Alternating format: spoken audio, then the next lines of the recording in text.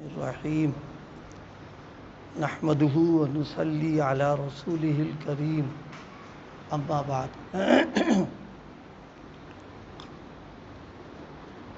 دو عالم ہیں، ایک عالم دنیا ہے، ایک عالم آخرت ہے۔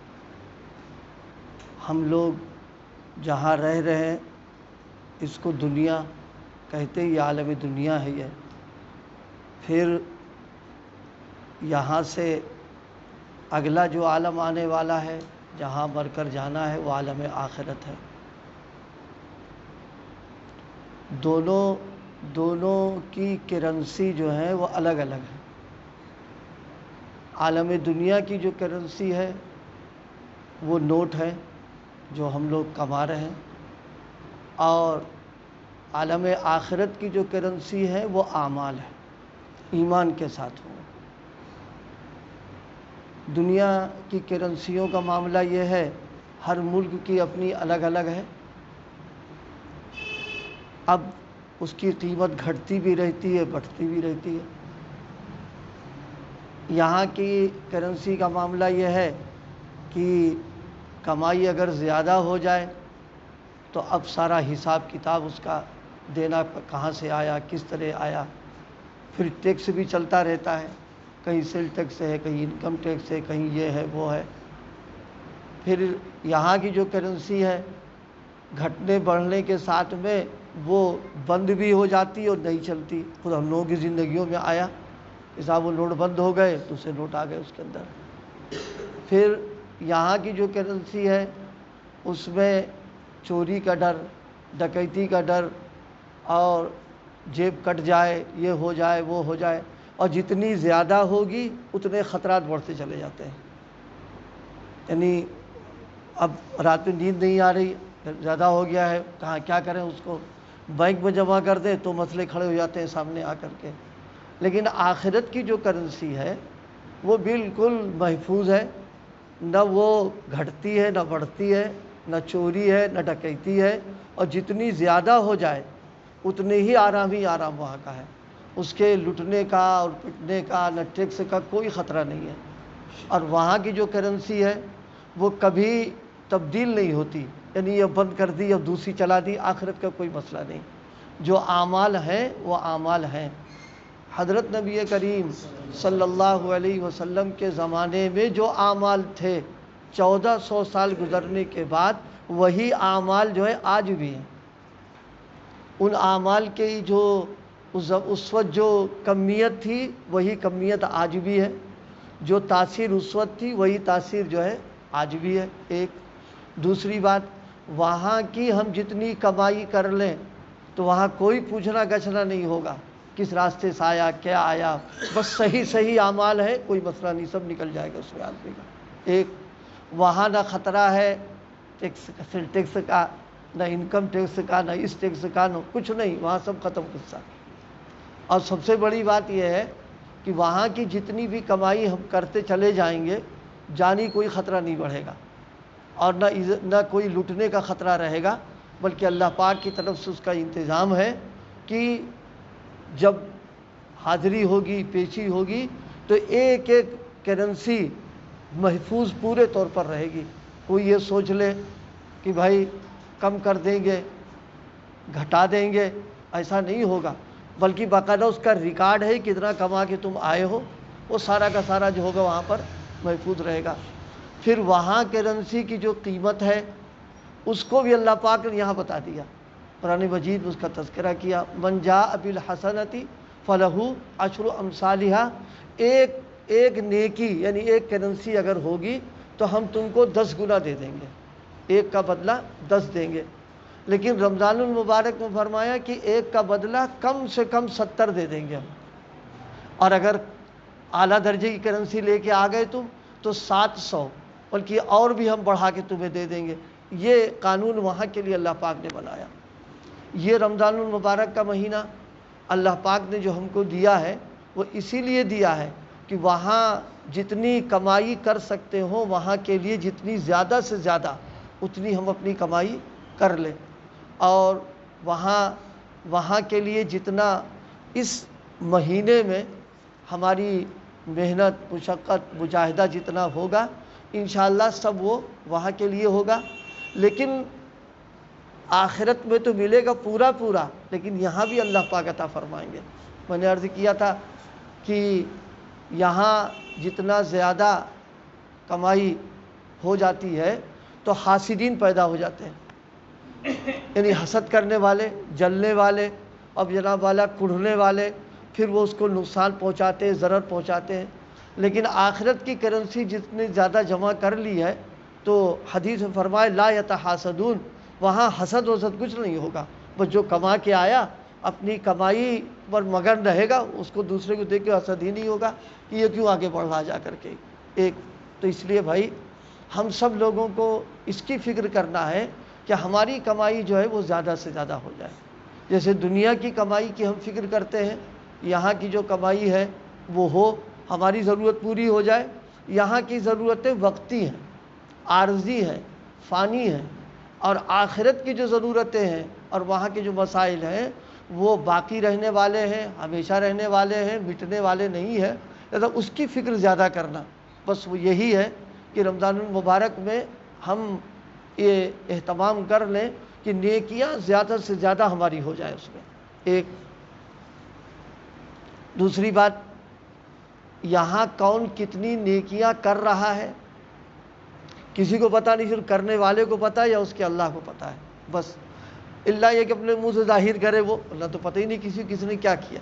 اب اتنے ہم لوگ سب یہاں بیٹھے ہوئے ہیں، کسی کو یہ نہیں پتہ کسی کے بارے میں کہ آج نفلیں کتنے پڑھی اس نے، کتنی تلاوت کی، کتنا اسے ذکر کیا، کتنا کیا، کچھ نہیں پتہ۔ لیکن دنیا کی کمائی کا معاملہ ہے، جو بڑھے گی وہ سنگن لگنا شروع ہو جاتی ہے کہ دیکھو اس کی کمائی شروع ہو رہی ہے یہاں پر ہے ایک۔ اور دنیا کی کمائی کی خاصیت یہ ہے کہ نہ ہو تو غم ہے، آ جائے گا تو خوف ہے۔ یہ ہو ہی نہیں سکتا کسی شخص کے پاس کہ اگر نہ ہو تو کوئی غم نہیں ہے اور ہے تو کوئی خوف نہیں ہے، ہو ہی نہیں سکتا اس کا۔ یہ دونوں باتوں میں سے کوئی ایک بات ہے۔ اگر جیب خالی تجوری ہے تو اب غم ہے کہ بھئی آنا چاہیے، اور اگر آ گیا تو خوف سوار ہے، اس کا خوف اس کا سوار ہے کہ کوئی چوری نہ کر لے، لوٹ نہ لے، یہ نہ لے۔ لیکن آخرت کی جو کرنسیاں ہیں وہ کتنی کمائی کر لے جائے، اولاً تو دوسرے کو خبر ہی نہیں کہ کیا کما رہا ہے، اور دوسرے کوئی خوف بھی نہیں اس کو لگا ہوا ہے، اس لیے کہ اللہ پاک نے اس کے سارے انتظامات کر رکھے ہیں۔ تو اس لیے بھائی عقل مندی اور سمجھداری کی بات یہی ہے کہ اس مہینے کے ایک ایک لمحات اور ایک ایک ساعتیں ہماری ضائع نہ ہونے پائیں۔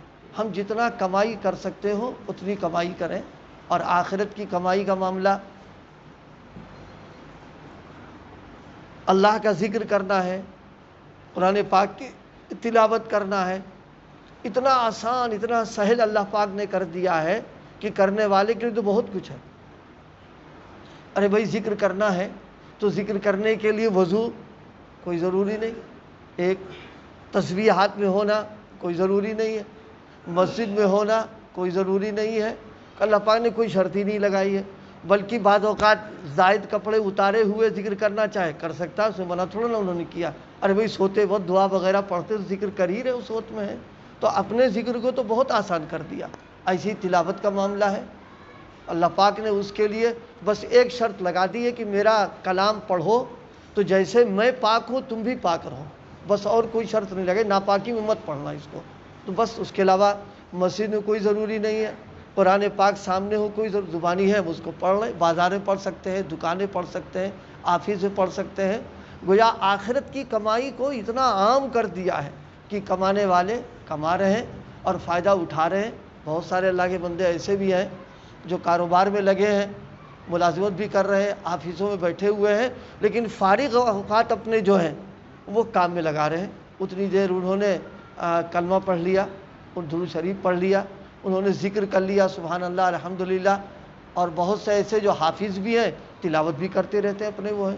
اس لیے بھائی رمضان المبارک میں آخرت کی کرنسی جتنی جمع کر سکتے ہو اتنی کرنے کی اللہ ہم کو فکر عطا فرما دے، ایک، اور دوسرے ایک ایک لمحہ ضائع نہ ہو ہمارا، بس ہم اس کی قدردانی کے ساتھ گزاریں۔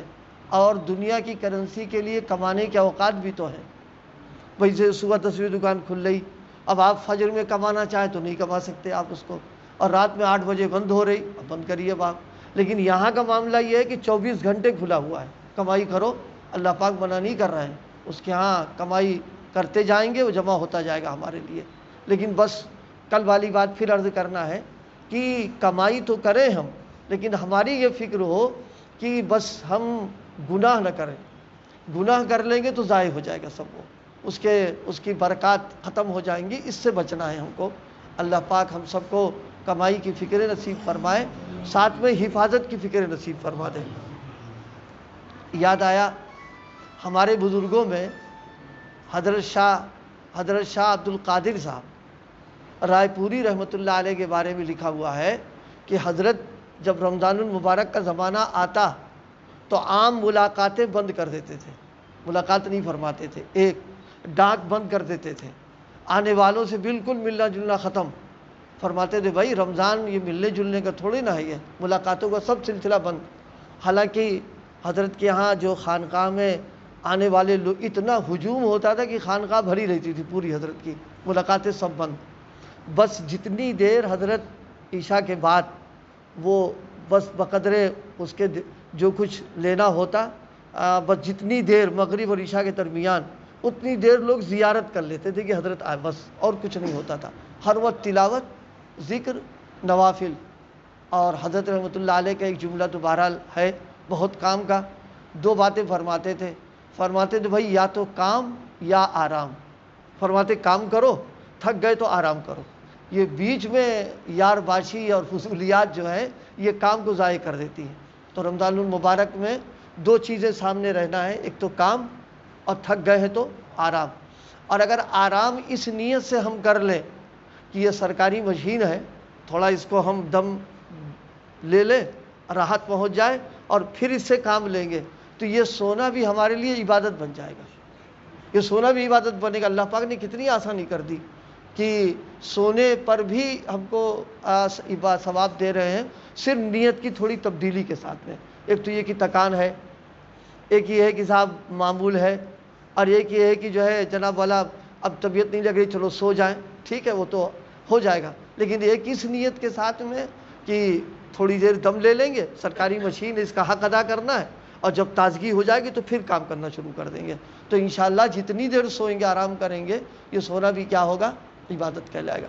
اسی لیے ایک مقولہ مشہور ہے، عالم کا سونا غیر عالم کے سونے پر افضلیت رکھتا ہے، اس لیے کہ عالم جب سوتا ہے وہ اپنی نیت درست کر لیتا ہے، تو اس نیت کے درست کرنے کی وجہ سے اس کے دونوں ہاتھ پہ لڈو ہیں، ایک تو یہ کہ اس کو آرام بھی مل گیا، دوسرے سرکاری مشین کو اس نے دم دے دیا ہے، لہذا اس کا الگ اس کو ثواب ملے گا۔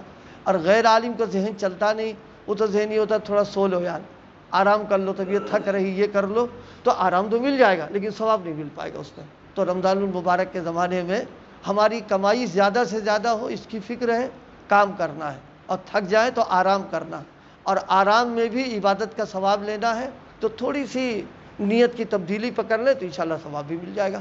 اللہ پاک عمل کی توفیق عطا فرمائے۔ ذکر کر لو بھائی 100 بار۔